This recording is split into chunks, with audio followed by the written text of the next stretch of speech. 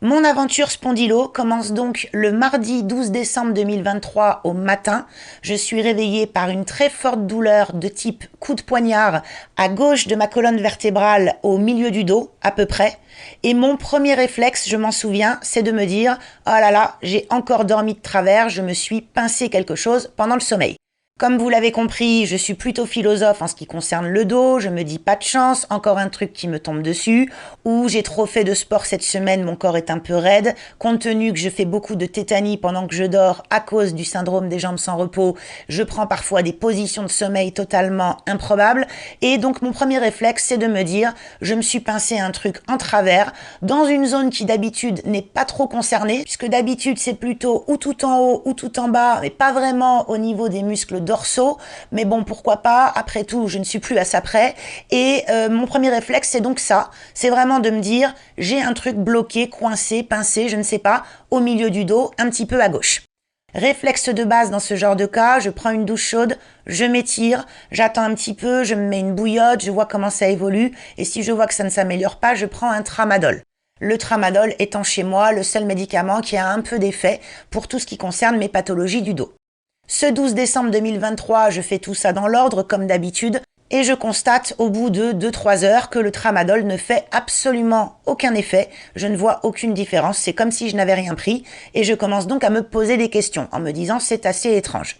Je tente ce soir-là d'aller me coucher normalement et je me rends compte que la douleur est de plus en plus aiguë. Je suis dans l'incapacité de me tenir allongée dans mon lit. Je n'arrête pas de gigoter, j'essaye de me relever, je reprends du tramadol. Je suis à la fois un peu perplexe et très embêtée parce que je me dis que tout ça n'est pas normal. Et ne voulant pas inquiéter mon mari qui lui a plutôt tendance à être mon opposé dans ce domaine-là et à être très inquiet pour tout ce qui concerne le médical, on s'équilibre plutôt pas mal pour ces questions-là. Je décide de quitter mon lit et de venir ici, dans mon fauteuil, en me disant que je vais tenter de trouver une position assise qui sera peut-être un peu différente de la position allongée. Par habitude, avec toutes les pathologies du dos, je sais que souvent, de façon mécanique, il faut que je trouve la position qui va bien. Pour les névralgies cervico-brachiales, c'est le bras en l'air, la main posée sur la tête, comme ça. On a l'air un peu bête, mais ça fonctionne.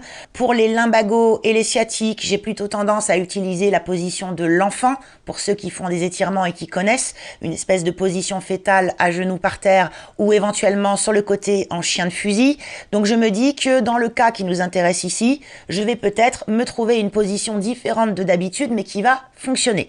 Je viens donc dans ce fauteuil me mettre avec les jambes surélevées sur un tabouret, je me prends une bouillotte que je me mets dans le dos, je me mets un petit peu en boule comme ça et j'attends. Je me mets une vidéo, je cherche à m'occuper l'esprit et je me dis que ça va peut-être passer un peu, en tout cas s'atténuer.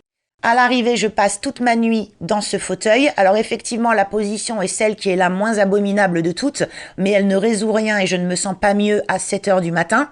Et je viens d'entamer, sans le savoir, la première d'une série de 5 nuits que je vais passer dans ce fauteuil, parce que c'est le seul endroit tenable pour moi où j'arrive à sommeiller. Donc je me cale un petit coussin qui fait le tour du cou pour arriver à tenir dans mon fauteuil, je garde les jambes surélevées, je me mets une couverture sur moi, ma bouillotte et j'essaye de somnoler. Ceci va durer plusieurs jours, mon mari devient très vite inquiet parce qu'il ne comprend pas ce que je fabrique, pourquoi je suis là tout le temps et pourquoi je refuse de venir m'allonger.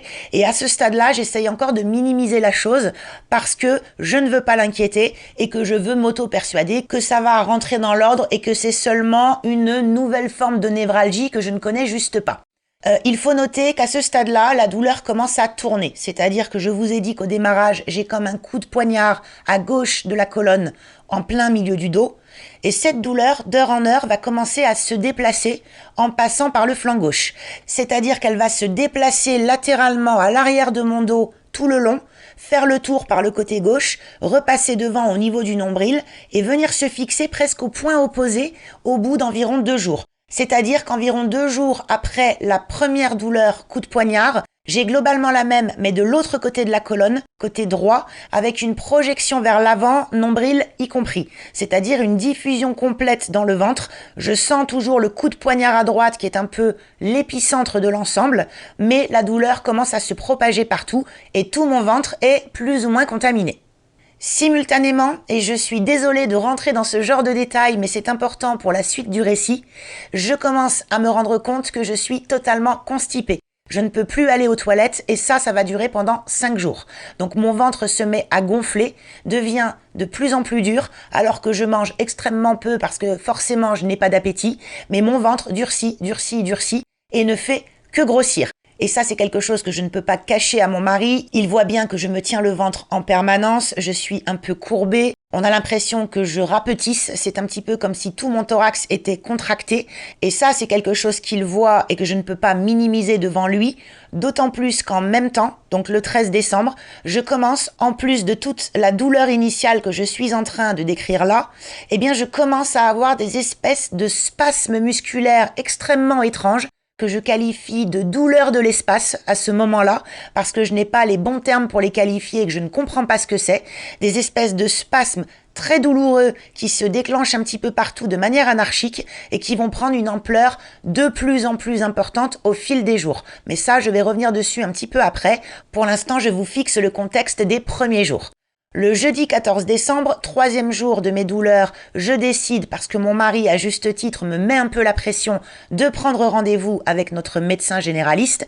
Et bien évidemment, compte tenu des difficultés du système de santé français aujourd'hui, je n'ai pas de rendez-vous disponible avant le 19 décembre. Et je ne jette pas du tout la pierre à mon médecin, ce n'est pas de sa faute, c'est juste qu'il n'y a pas assez de médecins pour les patients en France. C'est un autre débat, mais je ne peux pas m'empêcher de le mentionner un tout petit peu ici. Donc nous sommes le 14, j'ai rendez-vous le 19, 5 jours, ça me semble une éternité et je souffre et les douleurs ne font qu'augmenter. J'ai donc toujours mes douleurs lancinantes et permanentes qui se sont fixées sur le côté droit du corps et qui se diffusent dans l'ensemble du ventre et en plus j'ai ces fameuses douleurs de l'espace que je n'arrive pas à qualifier qui se manifestent à peu près toutes les heures ou toutes les 2 heures sans que je puisse vraiment comprendre ce qu'elles signifient et d'où elles viennent. Le 17 décembre vers 5 heures du matin, toujours dans ce fauteuil parce que je ne sais pas où me mettre en dehors de mon bureau, je décide que je ne peux plus tenir. Le 19 décembre, c'est trop loin, je commence vraiment à m'inquiéter, à me dire qu'il faut que quelqu'un me prenne en charge.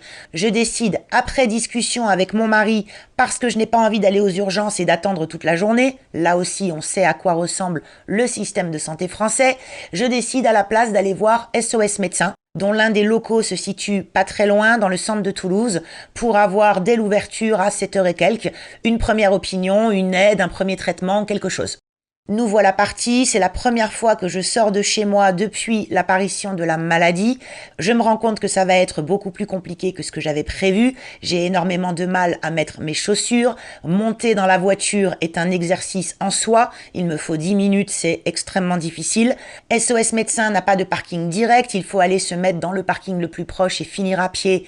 Et je me rends compte que marcher est quasiment mission impossible pour moi. Mon mari me tient tout du long pour arriver jusqu'à la porte des SOS Médecins.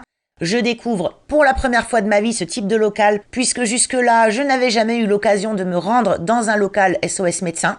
Donc je suis un peu dépitée par les moyens disponibles sur place. Bien évidemment, je ne reproche rien au médecin de garde qui est là en ce dimanche matin. Il fait ce qu'il peut avec le peu de matériel dont il dispose.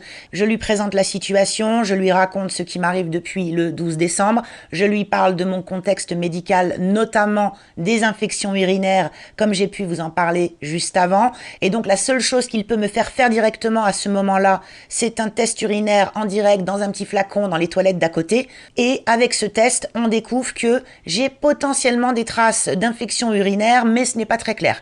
Il s'agit d'un simple test comme vous pouvez le faire chez vous avec les petites bandelettes. Ce n'est pas un vrai test de laboratoire, ce qui fait que les résultats ne sont pas forcément aussi fiables. Il faut donc prendre les choses avec des pincettes. Mais pour lui, j'ai potentiellement un début ou une fin d'infection urinaire. Peut-être que ceci est en train de monter vers les reins parce que certains symptômes ressemblent potentiellement à des coliques néphrétiques, hypothèse à laquelle j'ai pensé de mon côté dans les jours qui précédaient, même si certaines choses ne collent pas vraiment. Donc c'est une hypothèse qui est en l'air. Le médecin lui-même est un peu perplexe, il n'est pas trop sûr. Par sécurité, il me fait commencer un traitement antibiotique. Il me donne une prise de sang à aller faire pour contrôler un certain nombre de choses en laboratoire et il me donne de quoi aider la fameuse constipation parce que mon ventre est dans un tel état que ça devient problématique. Donc je me retrouve avec du Macrogol, des laxatifs, tout un tas de trucs pour pouvoir m'aider de ce côté-là et potentiellement soulager un petit peu les douleurs qui sont aussi dues à la pression de l'estomac dans une zone qui est manifestement très enflammée. L'antibiotique qu'il choisit, si j'arrive à le prononcer correctement, est la ciprofloxacine, un antibiotique qui est plutôt recommandé dans le cas d'une infection urinaire. Et à côté de ça, pour me soulager, il me met sous anti-inflammatoire. Là encore, pour aider mon ventre, mon dos, enfin tout mon thorax à avoir moins d'inflammation, à être plus supportable sur le plan de la douleur. Donc j'attaque le même jour le macrogol, l'antibiotique, le kétoprophène, plus du doliprane, ce genre de choses de temps en temps, pour essayer d'aider un petit peu. Le but, c'est que je puisse tenir jusqu'à mon rendez-vous 2 jours plus tard avec mon médecin généraliste qui, à la lumière de ce que le laboratoire va renvoyer comme résultat pour la prise de sang, va pouvoir adapter le traitement en fonction de mes besoins. Nous quittons donc SOS Médecins avec mon mari pour rentrer à la maison. Il faut que j'attende le lendemain matin, première heure, puisque là, on est dimanche. Et c'est seulement le lundi matin que je vais pouvoir faire ma prise de sang, ce que je fais dès 7 heures du matin pour en avoir le cœur net. Et là, au moment où les résultats du labo reviennent, j'apprends que mon médecin généraliste a la possibilité d'avancer le rendez-vous d'une journée. Je me rends donc chez le médecin avec mes résultats sous le bras. Et là, ce que nous découvrons dans ces résultats, c'est que j'ai manifestement un bien plus grave problème qu'une névralgie liée au dos ou à je ne sais quoi, puisque dans ce bilan sanguin, la chose la plus importante qu'SOS Médecins m'a notée, c'est de connaître mon taux de CRP. La CRP, pour les gens qui ne connaissent pas cet acronyme anglais, c'est tout simplement la protéine qui est sécrétée par le corps lorsqu'il y a un état d'inflammation, que ce soit une inflammation dont la cause est une infection ou autre chose. La CRP s'exprime en milligrammes par litre de sang et les données de laboratoire font figurer une espèce de limite à 5, considérant qu'en dessous de 5, on est plutôt bien, en tout cas de ce côté-là. Au-dessus de 5, il faut commencer à surveiller et au-dessus de 10, les médecins commencent sérieusement à s'inquiéter. Moi, dans ma prise de sang du 18 décembre, je découvre que ma CRP n'est pas à 5, n'est pas à 10, n'est pas à 20, ni même à 30, elle est à 168. C'est-à-dire un niveau très élevé qui sous-entend une inflammation majeure dans le corps, probablement due à une infection, mais on n'en a pas encore la certitude à ce moment-là. Ma généraliste, que je rencontre donc avec un jour d'avance, prend connaissance de ce résultat, commence à évoquer les différentes possibilités d'infection qui pourraient expliquer mon état et me demande au plus vite d'aller faire une radio des poumons, parce que c'est une période où il y a pas mal de virus et de bactéries qui circulent et que, à l'écoute, elle estime que peut-être il y a quelque chose du côté de mes poumons. Je prends donc rendez-vous avec le premier centre de radiologie qui est apte à nous recevoir dans les meilleurs délais et dès le lendemain, le 19 décembre, je suis dans ce centre pour une radio complète des poumons. Cette radio se déroule plus ou moins bien parce que je suis de plus en plus paralysée. Le personnel sur place, comme beaucoup d'autres par la suite, a du mal à comprendre que sans l'aide de mon mari, je suis en grande difficulté, ne serait-ce que pour me déshabiller. Je suis en train progressivement d'atteindre un nouveau stade de mes douleurs.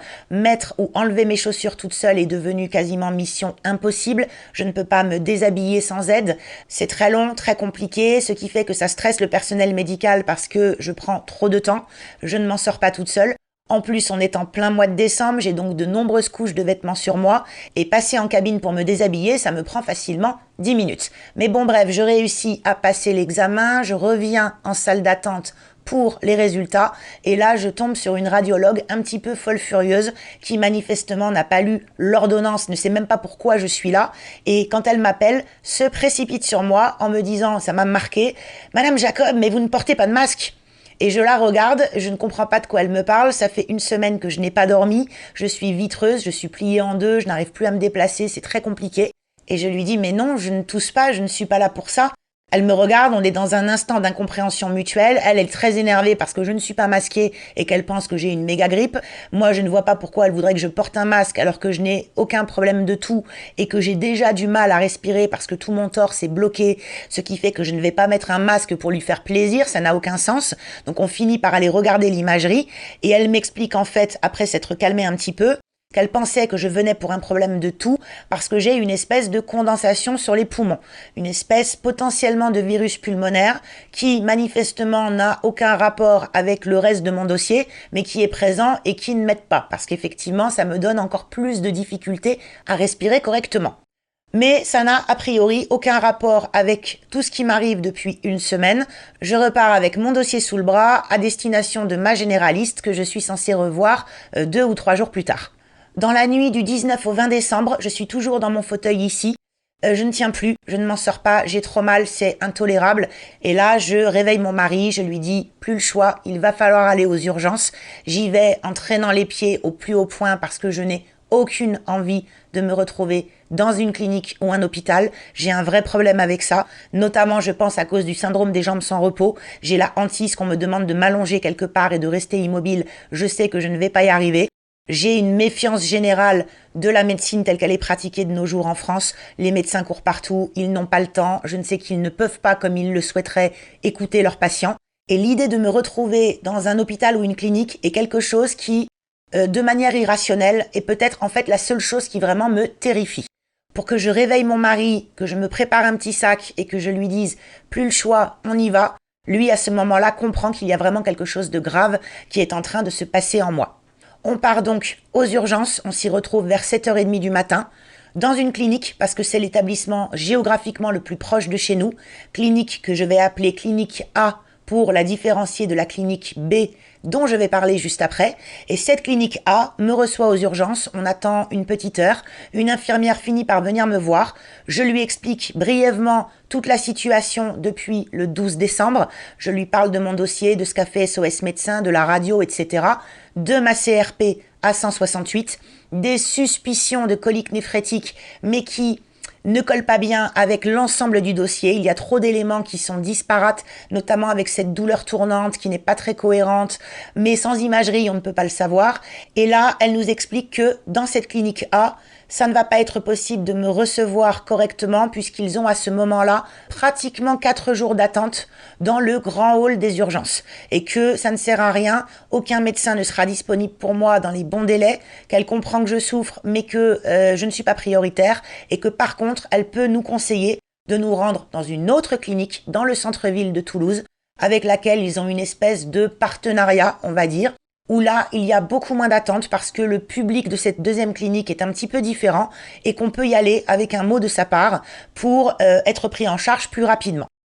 Nous reprenons la voiture, nous partons avec le dossier, toutes les recommandations, nous traversons Toulouse, nous nous rendons à cette clinique B, dans un service où là, j'ai la surprise de découvrir qu'il n'y a pratiquement pas d'attente, ce qui, avec le recul, aurait peut-être dû me mettre un petit peu la puce à l'oreille, mais bon, je suis prise en charge par un aide-soignant, je réexplique tout mon bazar depuis le début, sous quels médicaments je suis à l'instant T, que je suis donc avec notamment des anti-inflammatoires, beaucoup d'antidouleurs, etc., etc., et que on ne comprend pas ce que j'ai, que je ne tiens plus, que mes douleurs se sont multipliées par 2 ou par 3 en l'espace d'une semaine, que je ne peux plus marcher, me déplacer, respirer, enfin c'est vraiment extrêmement compliqué. Et il me dit qu'on va me faire repasser un certain nombre de tests qui ont été faits par le laboratoire quelques jours plus tôt pour voir l'évolution de ma CRP qui part de 168, voir si elle s'est un petit peu améliorée, me refaire des tests urinaires pour voir si les choses ont changé de ce côté-là, et puis discuter avec le médecin et voilà, faire un diagnostic et avancer un petit peu en ayant plus de moyens techniques que mon médecin généraliste. Très bien, donc j'attends le médecin qui finit par arriver et qui, dès le début, a une attitude vis-à-vis de moi que je trouve extrêmement limite. C'est un petit peu le profil du jeune médecin diplômé arrogant qui vous traite avec une certaine condescendance, à qui j'explique de A à Z tout ce que je vous ai expliqué à vous dans cette vidéo depuis le début, y compris mon contexte, mon rapport aux maladies du dos, etc.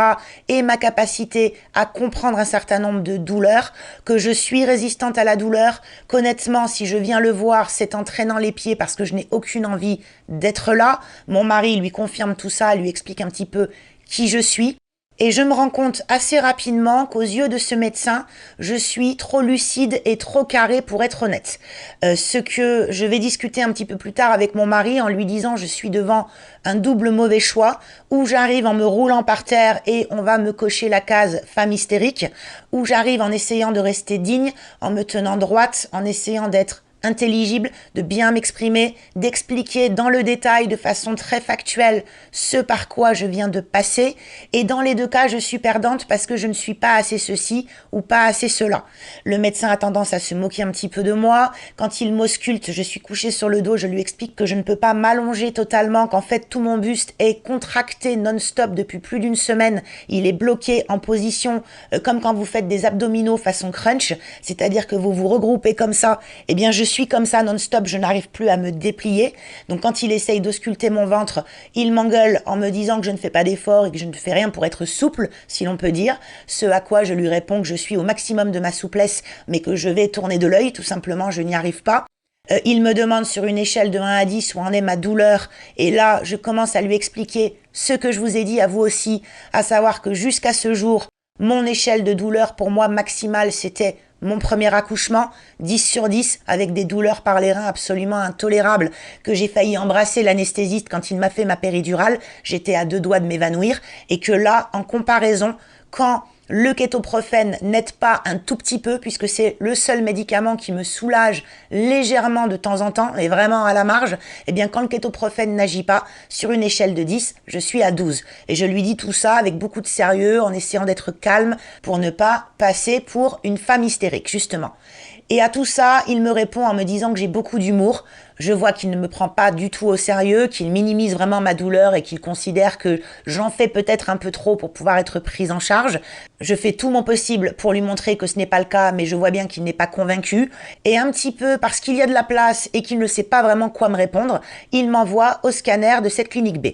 C'est un scanner vraiment du cou jusqu'à l'aine où on va regarder tous mes organes puisqu'il y a cette suspicion d'infection urinaire, de colique néphrétique, on ne sait pas trop. Donc on me fait le scanner complet du menton jusqu'à l'aine, mais uniquement ce qui concerne mes organes et non pas mon dos. Et ça, je vais m'en rendre compte un petit peu trop tard quand j'aurai quitté le scanner. Là, je reste pendant tout l'examen aussi immobile que je peux. On m'a aidé à me mettre sur le dos dans une position un peu crispée, on me scanne de haut en bas, on me renvoie vers le médecin de cet accueil d'urgence de la clinique B, il attend les résultats et on constate que d'une part, ma CRP est tombée un petit peu à 134, ce qui reste extrêmement élevé, mais qui montre que les antibiotiques donnés par SOS Médecins quelques jours plus tôt ont eu une petite action. Les résultats urinaires, eux, de leur côté, montrent qu'il n'y a pas d'infection. Ce n'est pas cette piste-là. En tout cas, à ce moment précis, s'il y avait infection, il n'y en a plus. Et le scanner, lui, renvoie un résultat négatif. C'est-à-dire que mes poumons, mon cœur, mon estomac, mes intestins, tout ce qui est organe va très bien. Et le jeune médecin un peu arrogant est très fier de me dire que je n'ai rien. Et que, globalement, madame, c'est dans votre tête. J'ai beau lui expliquer, même en complément, que j'ai des pertes de sensibilité dans la main gauche, que mes douleurs ne ressemblent à rien de ce que j'ai pu connaître dans le passé, y compris pour toutes mes pathologies dorsales, il y a quelque chose qui ne va pas près de ma colonne et il ne m'écoute pas. Et en substance, ce qu'il me dit, et quand j'y repense aujourd'hui, je trouve ça absolument incroyable, c'est « Votre scanner est très bien, estimez-vous contente et rentrez chez vous ». Je suis tellement embrumée à ce moment-là, je n'ai pas dormi depuis 1 semaine, mes douleurs sont paralysantes, je veux éviter de mettre mon mari dans une situation où il va falloir provoquer un esclandre, que nous sommes extrêmement et trop même disciplinés à écouter ce qu'on nous dit.